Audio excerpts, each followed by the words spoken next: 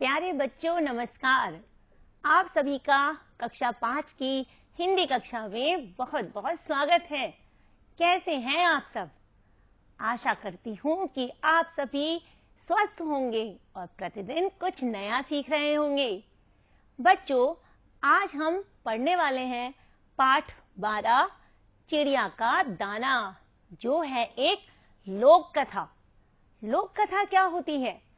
बच्चों, कहानियां तो आप सुनते हैं, लेकिन लोक कथा होती है जो बहुत पुराने समय से चली आ रही हैं, पीढ़ी से पीढ़ी सुनती आ रही हैं, मगर उनकी कहीं कहीं भाषा बदल जाती है, लेकिन एक पुरानी पीढ़ी से नई पीढ़ी तक ये पहुंचती जाती हैं। और मालूम है तुम्हें, इन्हें सुनने में बहुत ही मजा आता है। और आज हम एक ऐसी ही लोक कथा को सुनने जा रहे हैं और पढ़ने जा रहे हैं, जिसका नाम है चिड़िया का दाना। देखिए, और आप लोग भी अपना पाठ निकाल लीजिए, चिड़िया का दाना, जिसे हम एक साथ मिलकर पढ़ेंगे और जानेंगे कि क्या है इस लोक कथा में। इस लोक कथा का नाम चिड़िया का दाना क्यों है? क्योंकि इसमें एक है छोटी सी चिड़िया, जिसने एक मटर का दाना खोजा है।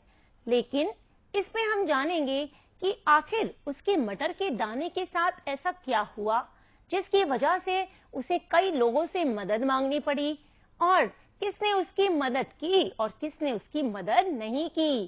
किस तरह का वहां का राजा था, किसने उसकी समस्याओं को सुना और उसका समाधान निकाला।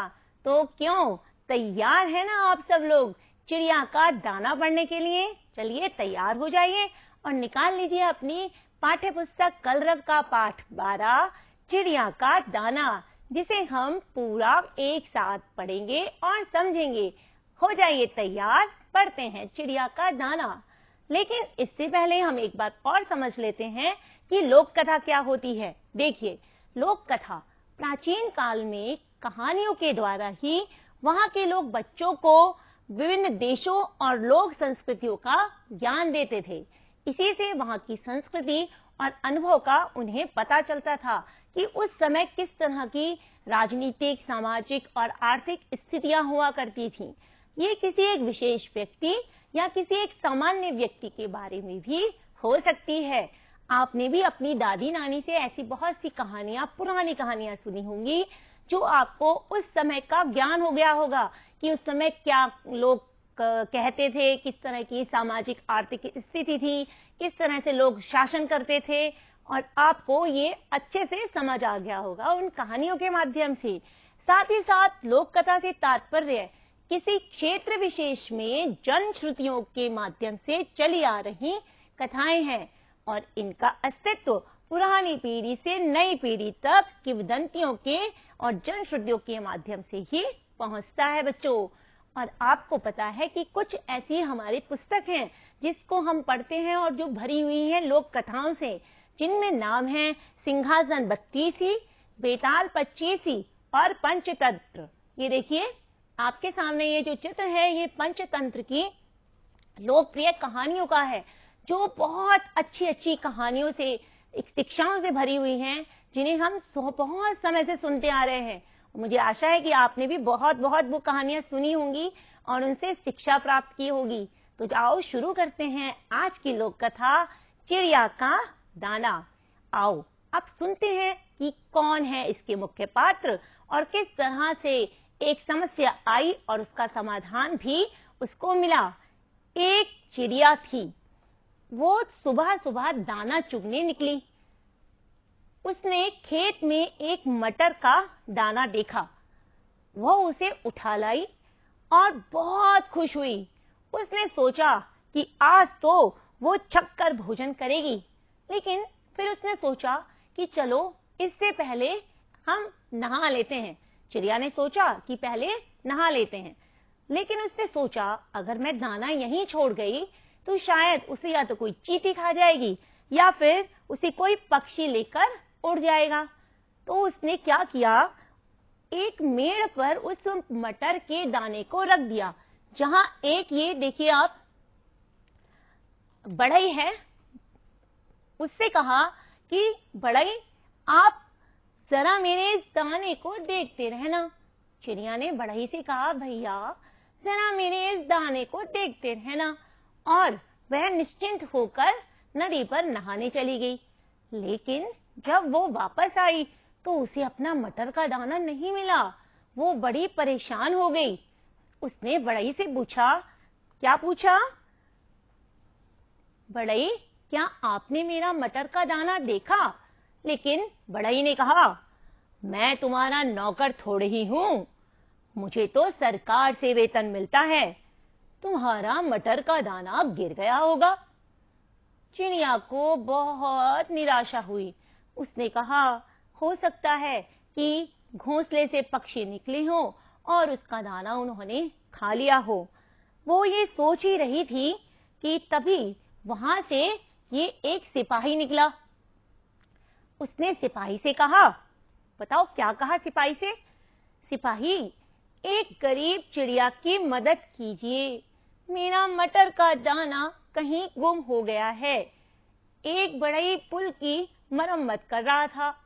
मैंने उससे कहा, दाने का ध्यान रखे, लेकिन या तो दाना चुरा लिया है अथवा कहीं गिर गया है।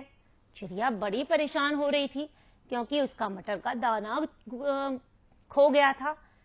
सिपाही ने उसकी बात सुनी और बोला, ए घमंडी चिड़िया,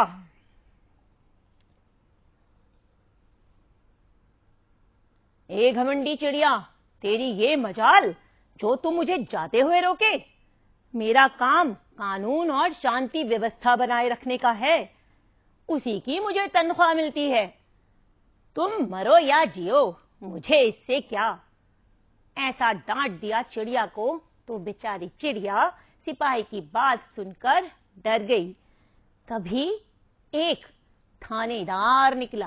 देखिए, यह है थानेदार। थानेदार आया तो चिड़िया ने थानेदार को रोककर उसको अपनी सारी कहानी बताई और बोली, थानेदार जी, क्या आप मुझ गरीब की सहायता नहीं करेंगे? अब जब थानेदार ने चिड़िया की बात सुनी तो बोला, तुम्हारी ये हिम्मत कि तुमने मुझे रोका? तुम जानती नहीं हो मंत्री जी दौरे पर आ रहे हैं, मुझे ही सारा बंदोबस्त करना है। उन्होंने मेरे काम को पसंद नहीं किया तो मेरी तरक्की नहीं होगी। तुम्हारा मटर का दाना खो गया होगा और मुझे इससे क्या। ऐसा कहते हुए थानेदार भी वहां से चला गया। अब सोचो, चिड़िया ने सोचा कि ये देश कितना बुरा है, यहाँ कोई किसी की मदद ही नहीं करना चाहता, ना किसी की समस्या को सुनना चाहता है। तभी चिड़िया ने देखा कि घोड़े पर सवार एक मंत्री आ रहे हैं। अब उसने सोचा कि चलो सिपाही से भी मदद लेकर देख ली, थानेदार से भी मदद लेकर देख ली, इन दोनों ने तो मदद की नहीं। हो सकता है कि ये मंत्री भले आदमी दिख रहे हैं, शायद उसकी मदद कर दें। अब चिड़िया ने मंत्री जी से कहा, मंत्री जी, क्या आप मुझ गरीब चिड़िया की मदद करेंगे? मेरा मटर का दाना गुम हो गया है और इधर से जितने भी सरकारी कर्मचारी निकले, उन्होंने मेरी सहायता करने से इनकार कर दिया है। चिड़िया बेचारी बड़ी दुखी हुई।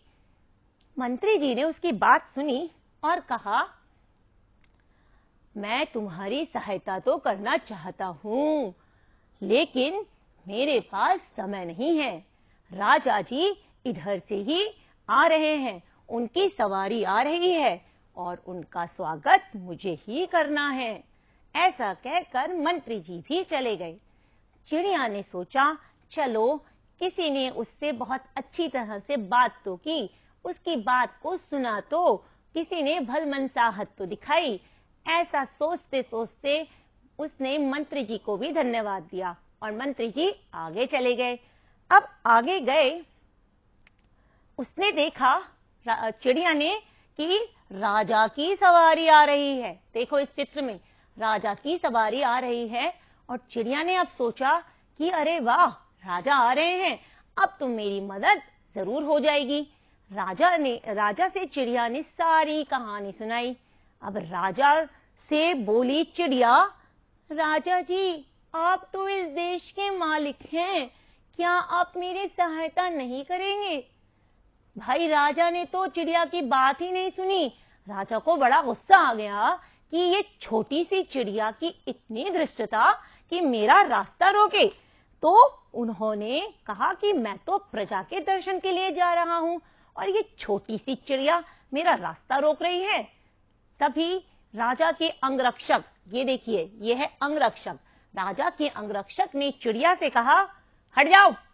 इस तरह से बुरी तरह से बोला और चिड़िया बेचारी डर गई और आगे चल दी। उसने सोचा कि जब राजा ही ऐसा है तो मेरी मदद कौन करेगा। इतने क्रूर राजा के होते हुए तो मुझे अब नहीं लगता कि मेरी कोई मदद कर पाएगा और मेरा मटर का दाना मुझे मिल पाएगा। तभी चिड़िया ये सोच ही रही थी कि चिड़िया को मिल गई एक छोटी सी चींटी। अब चिड़िया ने अपनी सारी कहानी उस चींटी को सुनाई तो चींटी को सुनकर उस पर दया आ गई और वह चिड़िया से बोली, बहन मैं अभी जाती हूँ। और मालूम है आपने चींटी ने क्या किया? चलिए मैं बताती हूँ कि अब चींटी ने कैसे चिड़िया की मदद की और राजा को सबक सिखाया। चींटी गई सीधी हाथी के पास, क्योंकि राजा किस पर बैठा हुआ था? हाथी के ऊपर सवारी कर रहा था। तो चींटी गई देखिए हाथी के पास और चींटी ने हाथी से कहा, तुमने सुना ही होगा चिड़िया ने राजा से क्या कहा है। मैं चाहती हूँ कि तुम राजा को समझाओ कि वो चिड़िया की मदद करे और अगर तुमने ऐसा नहीं किया तो मैं तुम्हारी सूंड में काट लूंगी।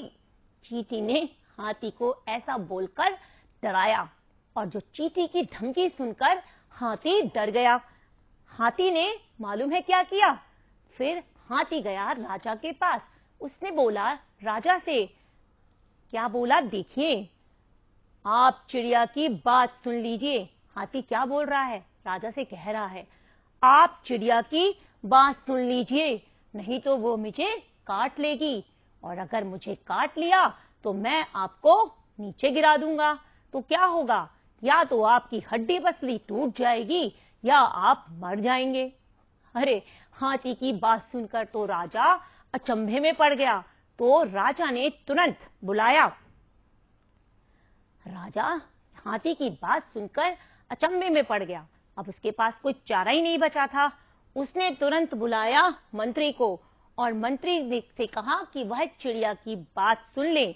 मंत्री गया थानेदार के पास और थानेदार से बोला कि शांति बनाए रखना तुम्हारा काम है।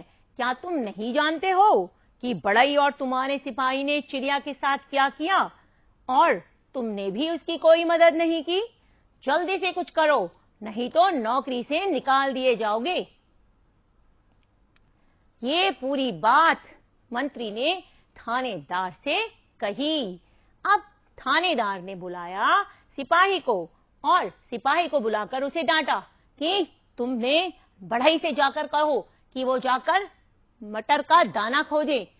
मंत्री गया, सिपाही गया बढ़ई के पास और बोला, बढ़ई जाओ जाकर चिड़िया का दाना ढूंढ कर लाओ, नहीं तो तुम्हारे साथ बहुत बुरा होगा। अब बढ़ई भी डर गया और बढ़ई गया, फिर जाकर उसने मटर का दाना ढूंढ लिया और चिड़िया को लाकर दे दिया। और पता है आपको, फिर चिड़िया ने छक कर भोजन किया, यानी उसकी सारी समस्या का समाधान हो गया। क्यों बच्चों, कैसी लगी आपको ये कथा, ये कहानी? बहुत अच्छी लगी ना? इस कहानी से आपने, इस कथा से आपने क्या सीखा और आपको क्या समझ में आया? यही कि उस समय की किस तरह की व्यवस्था थी कि अगर एक छोटी सी चिड़िया को कोई समस्या आ भी गई तो उसकी मदद किस तरह से की गई। यानी अगर राजा अच्छा होता तो उसकी मदद बहुत जल्दी हो गई होती, लेकिन राजा ने ही उसकी मदद करने से मना कर दिया, तो उसको बहुत परेशानी हुई। फिर एक छोटी सी चींटी ने ही उसकी मदद की। तो अब हम आगे जानेंगे इसके कठिन कुछ शब्द और आगे जानेंगे उसके उत्तर।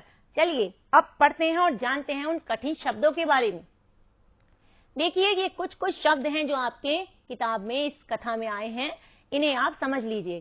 तनख्वाह, तनख्वाह का मतलब होता है वेतन, यानी हम कार्य करते हैं तो हमें उसके बदले में जो पैसे मिलते हैं उसे कहते हैं तनख्वाह, जो हमें हर महीने मिलते हैं। वेतन। भल मन साहत, ये शब्द आया है जब चिड़िया की बात मंत्री जी ने सुनी थी तो उसने कहा था कि भल मन साहत, चलो कुछ हुई है कि उसकी बात सुनी गई। भल मन साहत का अर्थ है सज्जनता, ठीक है। क्रूर, क्रूर का मतलब है निर्दयी। राजा को क्रूर बोला था चिड़िया ने क्योंकि वो उसकी बात नहीं सुन रहा था, तो क्रूर का मतलब है निर्दयी, निर्दयी। अब है अभियुक्त। अभियुक्त का मतलब है जिसके ऊपर किसी प्रकार के अपराध का आरोप लगा हो, उसे कहते हैं अभियुक्त। अब है बंदोबस्त। बंदोबस्त का अर्थ है इंतजाम या व्यवस्था, किसी चीज की व्यवस्था करना या इंतजाम करना, इसे कहते हैं बंदोबस्त। धृष्टता। धृष्टता कहते हैं कि तुम्हारी इस चिड़िया ने कैसी धृष्टता की है कि मुझे रोक रही है। धृष्टता का मतलब है उद्दंडता करना या ठिठाई करना। तो आपको इसके अर्थ अच्छे से समझ आ गए होंगे। आगे चलते हैं और अब जानते हैं कुछ प्रश्नों के उत्तर जो आपकी पुस्तक में हैं। पहला प्रश्न है, चिड़िया का दाना बढ़ई के पास क्यों छोड़ना पड़ा? बताइए, चिड़िया को अपना दाना बढ़ई के पास क्यों छोड़ना पड़ा? हाँ, बिल्कुल सही, क्योंकि चिड़िया उसे सुरक्षित रखना चाहती थी। वो नहाने जा रही थी ना नदी पर, उसने सोचा कि अगर मेरा दाना कहीं गुम हो गया तो मैं आकर क्या खाऊंगी, तो उसने सोचा कि वह बढ़ई के पास ही उस दाने को रख दे, जिससे कि वो उसकी देखभाल करेगा और उसकी सुरक्षा करेगा। उसने यही सोचकर अपना दाना बढ़ई के पास रख दिया, क्योंकि वो उसको सुरक्षित रखना चाहती थी। चलिए दूसरा प्रश्न देखते हैं। दाना खो जाने के बाद चिड़िया न्याय के लिए किस किस के पास गई? बताइए जरा, कौन कौन मिला था उसको रास्ते में? दाना उसका खो गया तो उसने किस किस से मदद मांगी, किस किस से न्याय के लिए गुहार की? देखिए, पहले उसने मिला सिपाही, फिर थानेदार, मंत्री, राजा और चींटी, ये सब उसको मिले और फिर अंत में चींटी ने ही चिड़िया की मदद की। चिड़िया सिपाही, थानेदार, मंत्री, राजा और चींटी के पास गई। अगला प्रश्न पढ़ते हैं। चिड़िया ने राजा से क्या कहा? बताइए, चिड़िया ने राजा से क्या कहा? क्या कहा था? चिड़िया ने राजा से कहा, राजा जी, आप तो इस देश के मालिक हैं, क्या आप मेरी मदद करेंगे? भाई, जो मालिक होता है उसको तो पूरा अधिकार है ना अपनी प्रजा की मदद करने का, और उसे करनी भी चाहिए। तो चिड़िया ने सोचा कि भाई जो छोटे छोटे लोग थे उन्होंने अगर मदद नहीं की तो राजा तो उसकी मदद जरूर करेंगे। ये सोचकर उसने यही कहा था कि राजा जी, आप तो इस देश के मालिक हैं, क्या आप मेरी मदद करेंगे? चलिए आगे जानते हैं और प्रश्न और उनके उत्तर। चींटी ने किस प्रकार चिड़िया की मदद की? बताइए, किस तरह से चींटी ने चिड़िया की मदद की? अब देखते हैं किस तरह से चिड़िया ने चींटी की मदद की। चींटी ने हाथी को डराया, डराया ना पहले कि जाओ नहीं तो मैं तुम्हारी सूंड में काट लूंगी, क्योंकि चींटी ने अगर हाथी की सूंड में काट लिया तो वो अपने आप को बचा नहीं पाएगा, क्योंकि एक छोटी सी चींटी इतने बड़े से हाथी को भी हरा सकती है। ये कहानी आपने बचपन में फिर सुनी होगी कि किस तरह से चींटी ने हाथी को हराया था, उसकी सूंड में घुसकर उसे परेशान किया था। तो हाथी चींटी से बहुत डरता है। चींटी ने हाथी को डराया, हाथी ने किसको डराया? राजा को। उसने क्या कहा राजा से? राजा जी, अगर आपने चिड़िया की बात नहीं सुनी तो मैं आपको नीचे गिरा दूंगा, और आप नीचे गिर गए तो आपकी हड्डी पसली या तो टूट जाएगी या आप मर जाएंगे। अब फिर राजा ने किसको बुलाया? मंत्री को बुलाया, क्योंकि मंत्री को उसने कहा कि जाओ देखो कि तुम अपने थानेदार से कहो कि वो जाकर चिड़िया की मदद करे। फिर मंत्री ने थानेदार से कहा, थानेदार ने फिर किसको बुलाया? बताओ बताओ। बिल्कुल सही, थानेदार ने सिपाही को डांट लगाई कि तुम्हें पता नहीं है कि तुमने किस तरह से चिड़िया की मदद नहीं की। तुम्हारा काम है कानून और शांति व्यवस्था बनाना, और तुमने चिड़िया की मदद नहीं की। फिर सिपाही ने किसको बुलाया? बढ़ई को बुलाया और डांटा कि जाओ चिड़िया का दाना ढूंढ कर लाओ। और बढ़ई ने मटर का दाना ढूंढकर चिड़िया को दिया। तो देखो इस प्रकार से उस चिड़िया की छोटी सी एक मटर के दाने के लिए इस प्रकार से उसकी मदद हो पाई। चलिए आगे देखते हैं और हमें क्या करना है। सोच विचार कर बताइए। चलिए अब आप कुछ सोच विचार कर बताइए कि किसी के द्वारा मदद ना किए जाने पर चिड़िया को कैसा लगा होगा। हाँ, अब आप सोचिए, अगर आप परेशानी में हैं और आपको उस समय किसी की मदद की जरूरत है और आप जिसके पास भी मदद के लिए जाएं और सब आपकी मदद करने से मना कर दें, तब आपको कैसे लगेगा? आप अपने आप सोचिए और वही चीज सोचिए कि फिर चिड़िया को भी कैसा लगा होगा कि जिसके पास भी वो मदद के लिए जा रही है सब उससे मना कर रहे हैं, तो उसको कैसा लगा होगा? चिड़िया मदद ना मिलने पर क्या हो गई होगी? निराश, यानी उदास हो गई होगी। तो चिड़िया मदद ना मिलने पर निराश हुई होगी। चिड़िया ने मंत्री को थोड़ा बहुत सज्जन क्यों माना? भाई सबने उसकी बात सुनी, लेकिन सबने क्या किया? उसको डांट दिया। लेकिन मंत्री ने उसका काम भी नहीं किया, लेकिन उसे डांटा भी नहीं। तो चिड़िया ने सोचा कि चलो ये आदमी कुछ अच्छा तो है, कम से कम मेरे से उसने भलाई से तो बात की, सज्जनता से तो बात की। तो क्यों सोचा? चिड़िया ने मंत्री को थोड़ा बहुत सज्जन इसलिए माना क्योंकि वह उसकी मदद करना चाहता था। कह दिया उसने कि मैं चाहता तो हूं लेकिन कर नहीं पाऊंगा। इसी वजह से उसने सोचा कि चलिए मंत्री थोड़ा बहुत भल मानसाहत का काम दिखा रहा है, सज्जन आदमी है। अब अगला प्रश्न, थानेदार की बात सुनकर देश के लोगों के विषय में चिड़िया ने क्या सोचा? बताइए। यह हमने बात पढ़ी थी जब थानेदार ने भी कहा कि ये घमंडी चिड़िया तू मेरा रास्ता रोकती है, मैं नहीं कर सकता तुम्हारी मदद। तो उसने क्या सोचा? उसने यही सोचा था ना कि ये देश कैसा है कि लोग उसकी मदद कर ही नहीं रहे हैं। चिड़िया ने सोचा कि सारा देश स्वार्थी है। स्वार्थी क्या होता है? सोचिए और बताइए। स्वार्थी का मतलब होता है कि सिर्फ अपने बारे में ही सोचते हैं कि सब मेरा अच्छा कार्य हो जाए और दूसरे की कुछ मदद ना हो पाए, वो होता है स्वार्थी। तो हमें स्वार्थी नहीं बनना चाहिए। अगर हम किसी की मदद कर पाए तो हमें बच्चों को अवश्य दूसरों की मदद करनी चाहिए, स्वार्थी नहीं बनना है। किसी को भी दूसरे की चिंता नहीं है, कोई किसी के बारे में सोच ही नहीं रहा, किसी को एक दूसरे की चिंता नहीं है। चलिए अब एक अभ्यास कार्य आपको करना है और मुझे बताना है कि कौन सी बात किसने किससे कही। तैयार हैं आप लोग? ये बहुत ही मजेदार गतिविधि है जो हम करेंगे। चलिए, मैं तुम्हारा नौकर थोड़ी ही हूँ, मुझे तो सरकार से वेतन मिलता है। बताइए ये किसने कहा था? बिल्कुल सही, बढ़ई ने चिड़िया से कहा था कि मैं तुम्हारा नौकर थोड़ी हूँ, सरकार मुझे वेतन देती है। ए घमंडी चिड़िया, तेरी ये मजाल कि मुझे जाते हुए रोके। जरा सोचिए। हाँ, सिपाही ने चिड़िया से कहा था। आप चिड़िया की बात सुन लीजिए। ये किसने कहा?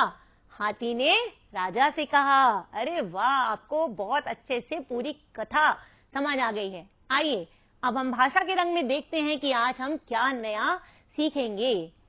क्रिया। क्रिया, क्रिया का मतलब क्या है?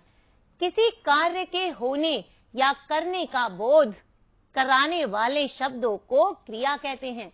जब कोई कार्य हो रहा है तो हमें समझ जाना चाहिए कि वह क्रिया है। जैसे यहाँ पर इस चित्र में देखो, बच्चा क्या कर रहा है? बच्चा चादर बिछा रहा है, यानी क्या कार्य कर रहा है? चादर बिछाने का कार्य कर रहा है।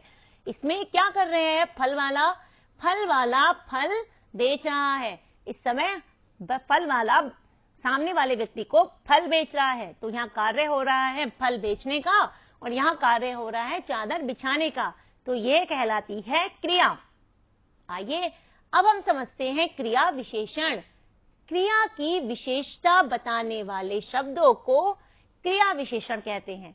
क्रिया यानी जो कार्य हो रहा है, कर रहे हैं, उसकी जो विशेषता बताई जाती है उसे क्रिया विशेषण कहते हैं।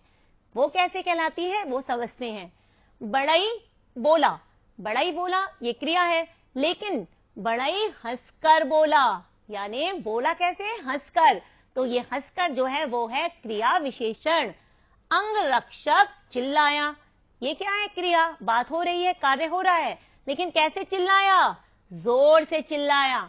कैसे चिल्लाया, जोर से चिल्लाया। तो ये जो जोर से है ये है क्रिया विशेषण। ऊपर दिए गए वाक्यों में हंसकर और जोर से शब्द क्रमशः बोला और चिल्लाया क्रिया की विशेषता बता रहे हैं, इसलिए ये क्रिया विशेषण है। चलिए अब हम इन वाक्यों में क्रिया विशेषण छांटें। तैयार हैं? और मुझे पता है आप बहुत अच्छे से इसे कर लेंगे। चिड़िया बहुत निराश हुई, तो इसमें सोचिए क्रिया में क्रिया विशेषण क्या है, शाबाश, बहुत। उसने मंत्री से अपनी कहानी रो रो कर कही, कैसे कही, रो रो कर, शाबाश। हाथी बोला मैं अपनी पीठ से आपको धड़ाम से पटक दूंगा, क्या कर दूंगा, धड़ाम से पटक दूंगा। चिड़िया ने छक कर भोजन किया, कैसे भोजन किया, छक कर। अरे वाह बच्चों, आपको तो बहुत अच्छे से क्रिया विशेषण समझ में आ गया।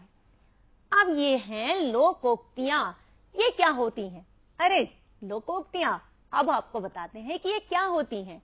लोक कथाओं की तरह ही लोकोक्तियां हमारे लोक जीवन से जुड़ी होती हैं, जो किसी बात को बड़े प्रभावी ढंग से कहने के लिए ही प्रचलित हैं। इन्हें कहते हैं लोकोक्तियां। आओ समझते हैं कुछ लोकोक्तियां, जैसे अधजल गगरी छलकत जाए और थोता चना बाजे घना। भाई ये क्या है, ये तो कुछ अलग शब्द लग रहे हैं, लेकिन ये हमारी बोली को, हमारी भाषा को बड़ा सुंदर बना देते हैं। इनका अर्थ जानते हैं। अधजल गगरी छलकत जाए, इसका अर्थ है ओछा व्यक्ति अधिक दिखावा करता है। इसका हम वाक्य प्रयोग समझते हैं कि विज्ञान की परीक्षा क्या पास कर ली, तुम तो स्वयं को डॉक्टर समझने लगे। यानी अभी तो आपने विज्ञान की परीक्षा पास की है, अभी डॉक्टरी तो नहीं पढ़ी, लेकिन तुम तो अपने आप को डॉक्टर ही समझने लगे।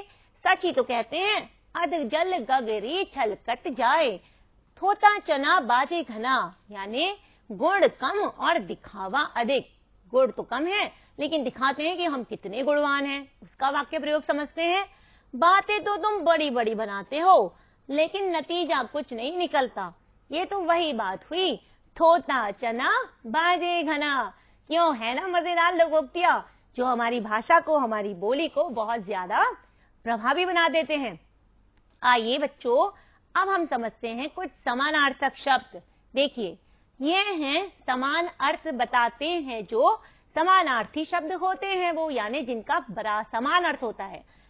खुश, खुश का अर्थ अगर हम जाने तो प्रसन्न भी होता है। थानेदार को दारोगा भी कहते हैं। मदद, सहायता, तरक्की, उन्नति, घमंडी, अभिमानी। ये आप आराम से देखिएगा और समझिएगा। इसके अलावा भी कुछ नए शब्दों को ढूंढिएगा जिनके समानार्थक शब्द हों। आपकी राय में क्या है, बताइए, असली दोषी कौन था? हमने पूरी कथा पढ़ी, आपकी राय में असली दोषी कौन था? कौन था गुनहगार कि जिसने चिड़िया की मदद नहीं की? असली दोषी बढ़ई था। अगर वो उसी समय चिड़िया की मदद कर देता तो चिड़िया को इतनी परेशानी नहीं झेलनी पड़ती। मटर के दाने के लिए चिड़िया की भागदौड़ के विषय में कुछ बातें बताइए कि क्या किया उसने, इतनी भागदौड़ की। इस भागदौड़ से चिड़िया को पता चल गया कि देश के सभी लोग कैसे हैं, स्वार्थी हैं, किसी को किसी की मदद करने की चिंता ही नहीं है। चिड़िया चाहती तो इतनी दौड़ धूप ना करके दूसरा दाना प्राप्त कर लेती, छोड़ देती, चलो कोई बात नहीं, खो गया, लेकिन उससे ज्यादा लाभ होता। लेकिन उसने दुनियादारी या लोक व्यवहार का ज्ञान नहीं होता, वो नहीं जान पाती कि लोग किस तरह से होते हैं, कि कोई मदद करने को तैयार होता है और कोई नहीं होता। यह आधुनिक प्रशासनिक पद्धति का प्रतीक है। तो ये था कार्य जो चिड़िया ने भागदौड़ करके अपने मटर के दाने के लिए खोजा। आइए बच्चों, गृह कार्य में आपको क्या करना है, अपने क्षेत्र में प्रचलित किसी लोक कथा को अपने शब्दों में लिखिए। आपके आसपास क्षेत्र में भी कोई ऐसी लोक कथा होगी जो बहुत ज्यादा प्रचलित होगी, तो आपको ये कार्य अपनी कॉपी में लिखना है, उस लोक कथा को लिखना है और साथ साथ अपने पुस्तकालय में जाकर कोई नई लोक कथा को भी छांट कर लाना है और उसे भी आपको अपने आसपास दोस्तों को, मम्मी पापा को सुनाना है। तो चलिए बच्चों, आज की कक्षा में आपने बहुत अच्छे से इस लोक कथा को आनंददायक तरीके से सुना होगा, समझा होगा। अगली कक्षा में हम मिलेंगे और जानेंगे ढेर सारी नई नई बातें। तब तक के लिए आप सबको ढेर सारा प्यार। स्वस्थ रहिए, पढ़ते रहिए। धन्यवाद।